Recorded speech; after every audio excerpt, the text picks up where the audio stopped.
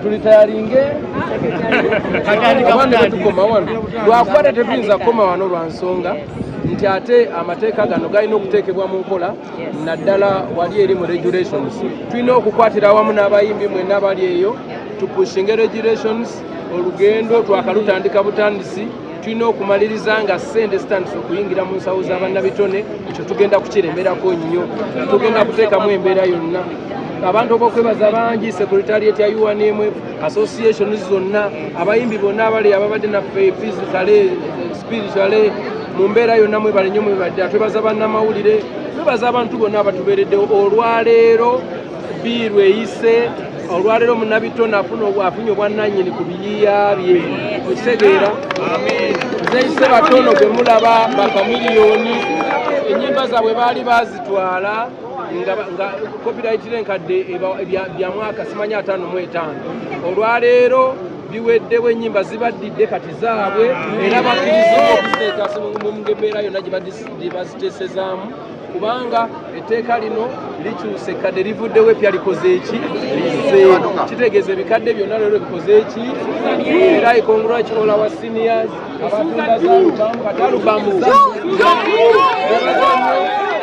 twebaza nnyo pulezidenti w'eggwanga yeebale nnyo yeebale ddala tuteeramu amaanyi pulezidenti weebale nnyo ssebo pulezidenti Yoweri Kaguta Museveni owangaale twebaza nnyo Afande Sale emitingi z'okoze n'amaanyi g'otaddemu wano we tutuuse federation oye association zonna oye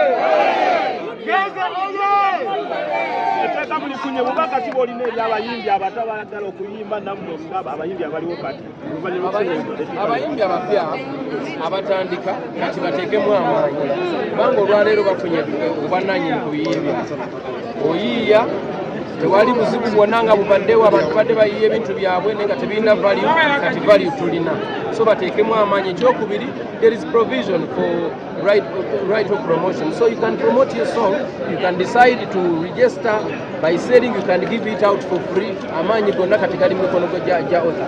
So twebaza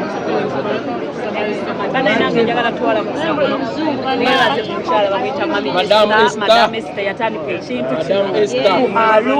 n'otukuŋŋaanya ne tuyingira ama offices gonna aba lawyers ng'otulwanirira ne copyright yaffe. Thank you so much mami, we appreciate you. Buli omu yateekako ejjinja ku kino ekintu twagala nnyo nammwe abayimbi abatazze muwangudde leero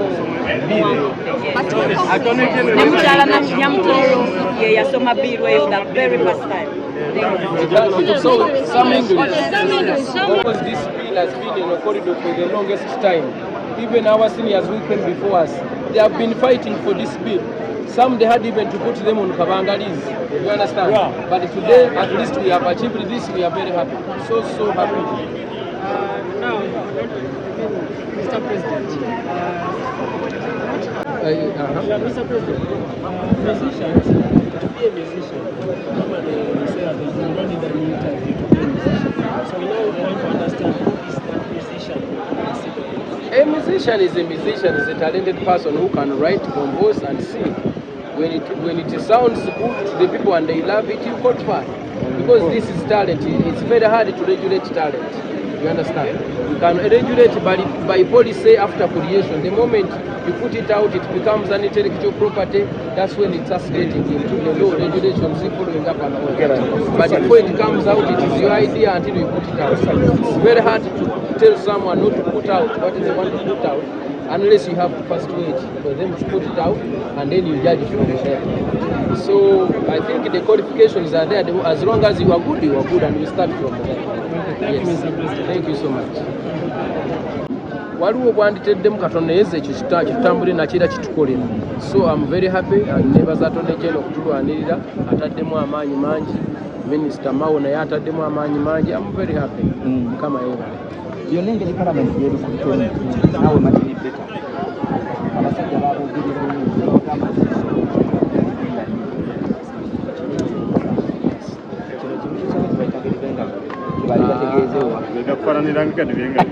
abantu bwe batyo bantu boogera nnyo baladendo budde amazima tegeekweka era Mukama yeebale kubanga asaasira tusoboleyo payment kubantu abayimbi batandika okufuyagala mu bintu byamu tegimu wadde regulations zirize gambi baganda basitirize bulungi and then we start as soon as possible.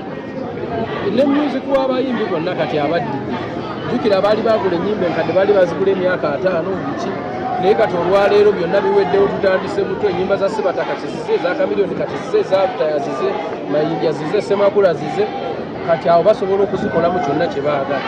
Okusinga luli ate bali abaali bazigula za album luli badde nga bakola ki bazikamulada ne bajjamu essente zaabwe naye ne basigala nga ate nakati bakyayigiriza abantu bano naye kati bafunye obwannannyini tebazamu tovaawo Martin fenna tukimanyi nti oba oli awo abayimbi abamu tebaasoma nga Lodi Bitemu ebintu byadde byamulizo Bitemu abitegedde Bitemu abadde akamala okwesimbawo bamukuba bukulu kalulu naye ng'ate yali bwakusa yali bwakusa bw'ova kwemodda ku 2-3 so what next now now kati President Kagame katugenda mu regulations making sure that following up implementation. yes thank you congratulations kale mwebale so embeera simanyi lwaki Shasha Brighton